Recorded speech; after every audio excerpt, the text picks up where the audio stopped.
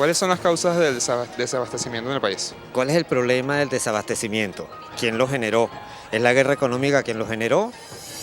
¿Cuál es la respuesta? ¿Hay soluciones? ¿En qué medida la política de agricultura urbana del Estado actualmente puede representar una solución para el problema de desabastecimiento para las personas y para la familia venezolana? Bueno, interesantes preguntas que nos dan un poco la idea de la gran interrogante que hay en la calle, por qué estamos viviendo nosotros lo que estamos viviendo. Tenemos una persona aquí muy seria que conoce mucho el tema, con la que vamos a conversar, que es Nicolás Espinosa. Nicolás Espinosa es abogado, pero realmente se dedica a la producción agrícola, es productor agrícola. Y es una de las personas, al decir de quienes lo conocen, que ha explicado con mayor versatilidad, conocimiento y al mismo tiempo serenidad qué es lo que ha pasado históricamente con la producción en Venezuela, que en este momento estamos en donde estamos. Bueno, ¿Por qué nosotros hemos llegado a esta situación? en primer lugar, vamos a empezar por las importaciones. Desde el 2012 al 2016, efectivamente, en el 2012 se hicieron importaciones globales de 57.000 millones de dólares, de los cuales se destinaron 16.000 millones para importar alimentos. Luego en el 2013 hubo una baja a 47.000 millones de dólares las importaciones totales y por supuesto las importaciones agrícolas también bajaron. 2014 se bajaron a 38.000 millones de dólares todas las importaciones y en el 2015 se bajaron a 32.000 millones de dólares. Y está previsto para el 2016 20.000 millones de dólares para hacer todas las importaciones. Por supuesto que las importaciones de productos agrícolas también han disminuido. Han disminuido en este año y el año pasado por la escasez de las divisas, todos lo sabemos, por la baja de los precios del petróleo, etcétera, etcétera. Ahora,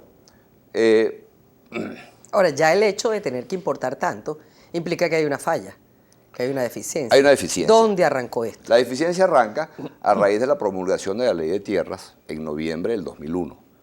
Esa Ley de Tierras creó mucha inseguridad jurídica y el Estado, a través del Instituto Nacional de Tierras, expropió 5.200.000 hectáreas. Esas 5.200.000 hectáreas eran tierras productivas. En este momento escasamente producen un 10%, porque esas importaciones, esas expropiaciones que se ejecutaron en lo lapso de estos 10 años,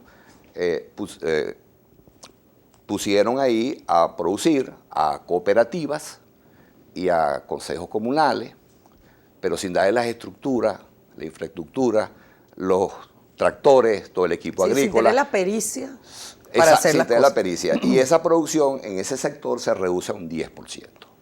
Entonces ya hay una merma muy grande en la producción. Eso, sumado a la baja de las importaciones, es la escasez que tenemos. La escasez que tenemos, eso es lo que bautizó el doctor Rodrigo Agudo, la tormenta perfecta. Exacto. La tormenta perfecta. Bajan las importaciones y baja la producción nacional. Entre otras cosas, por esa razón. Por no haber incentivos ni políticas definidas hacia el sector y además de la seguridad jurídica que es indispensable en la propiedad de la tierra. Bueno, es una ecuación terrible, pero además se veía venir. Sí. Lo interesante es porque a pesar de tantas advertencias no se toman los correctivos en el momento que tenía que haberlo hecho. Exacto. Y el tercer elemento que se suma es el nerviosismo de las amas de casa y de los consumidores, que en vista que hay escasez del producto, claro, la gente cuando va a los automercados, a los centros de consumo, compra más de lo debido, siempre por el nerviosismo, el temor. No compra solo lo que necesita, sino lo que crees que va a necesitar y no lo va a tener. Exactamente. Entonces, esos tres factores son un elemento fundamental, resumiéndolo muy breve, a la escasez que hay y a la falta de alimentos, que es un problema bastante severo, pues, que está afectando a la población. Una serie de factores que no se pueden resumir, obviamente, otra de las preguntas de nuestros televidentes, en una simple guerra económica. Sí, ese es el factor. Ahora, fíjate lo siguiente. Teniendo esos tres factores, dentro de 60 días después de esta grabación, se da el inicio del ciclo de siembra de invierno norte, que se llama aquí en Venezuela, que empieza la segunda quincena de mayo. En ese ciclo de siembra que se inicia ahora, yo creo que debe hacerse un acuerdo nacional entre los productores agrícolas, entre el Estado y la agroindustria. Es decir, los productores agrícolas, ¿cuáles? Los que están afiliados, asociados a la Federación Nacional de Ganaderos, a Fedeagro, a Confagán, a Fegalago, a Los que han sobrevivido. los que han sobrevivido, los que han sobrevivido, pero que tienen su estructura. A pesar de que, claro, el stock de los tractores está dañado en un 65% por falta de repuesto. El stock de las cosechadoras está dañado en un 82% por falta de repuesto. Sin embargo, esos productores organizados que están ahí, que son buenos productores, es cuestión de llamarlos, sobre todo con el decreto de emergencia económica, que el primer motor es el motor agroalimentario, deberá considerarse esa situación y llamar a estos productores y hacer un acuerdo. Pero fijándole que, Ajá, primero, eso es interesante. ¿Cómo se imaginan ustedes ese acuerdo? bueno, dotarlos de los insumos, darle semillas, fertilizantes, precios rentables al producto, el crédito agrícola y esta infraestructura hacia los tractores, porque se han convertido en chatarras nacionales, pues un 65%. Si a los productores se les llama, se concerta, ellos van a las reuniones, porque los productores están dispuestos a producir. Aquí no hay ningún juego político, nunca los productores en Venezuela han jugado un juego político. Te voy a hacer un recuento brevemente, porque el tiempo es breve aquí. Los últimos 50 años, las huelgas agrícolas que se han hecho aquí, se hicieron en junio del año 73.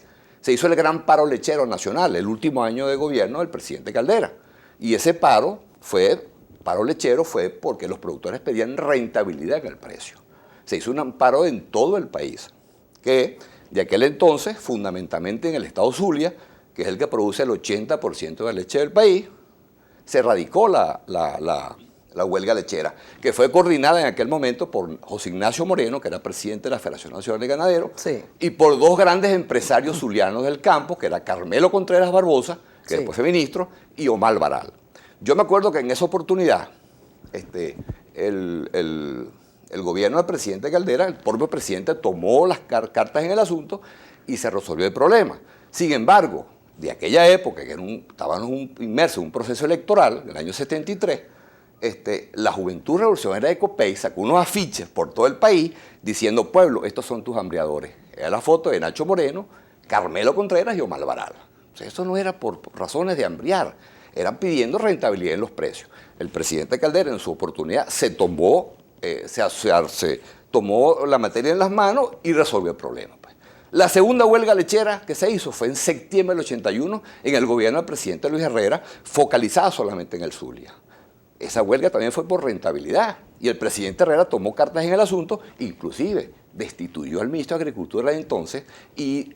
Bueno, pero es que a todo gobernante le interesa básicamente la alimentación para el pueblo. Claro. Por eso claro, era que independientemente de los claro. intereses políticos que se movieran por detrás, tenían que favorecer un proceso de reconstrucción de todo aquello. Sí, exacto. No, y después de ese acuerdo... Nos queda un minutico, Nicolás. ¿Cómo podemos resumir lo que sería el corolario de esto en caso de que se pudiera? Pues yo conozco peticiones de sentarse a dialogar desde hace 20 años. Sí. No, si tú revisas todas las peticiones que han hecho los gremios al gabinete agrícola, al sector agrícola de gobierno, si las ponemos ahorita en blanco y negro, son las mismas de hace 3 años, pero las mismas solicitudes. Lo que sí te puedo decir, los productores nunca están para desestabilizar gobierno, ni para tumbar gobierno. Los productores están dispuestos a producir si se le dan las condiciones para producir, que son las que te he señalado muy brevemente. Y se les llama a un gran acuerdo nacional. Viene el ciclo de siembra norte-invierno que empieza el 25 de mayo para la gran siembra cerealera de cereales y de producción de leche. Si a los productores se les dota de estos insumos y de estas políticas establecidas, ellos van a sembrar y van a producir en forma organizada. Ojalá y sea así por el bien de todo el Sí, país. Muchas sí. gracias, Nicolás, por haber estado con nosotros. Nicolás Espinosa, productor agrícola. Vamos a la pausa y regresamos.